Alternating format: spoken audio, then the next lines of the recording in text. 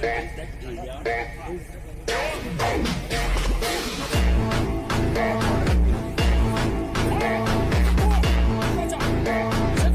ระเทศទាំងពីរកាន់តែឈានទៅមុខគូបញ្ជាក់ថាសម្ពយុទ្ធនេះមានឆ្នាំ2025ក្រោមប្រធានបទប្រតិបត្តិការប្រឆាំងភេរវកម្មរួមគ្នានិងការងារសង្គ្រោះមនុស្សធម៌ត្រូវបានប្រារព្ធពិធីបិទជាផ្លូវការបន្ទាប់ពីចំណាយពេលវឹកហាត់រួមគ្នាជាច្រើនថ្ងៃគូបញ្ជាក់ថាសម្ពយុទ្ធនេះចែកចេញជាពីរធំគឺសម្ពយុទ្ធលើគោកនិងអាកាសព្រមទាំងសម្ពយុទ្ធលើគោកនិងលើទឹក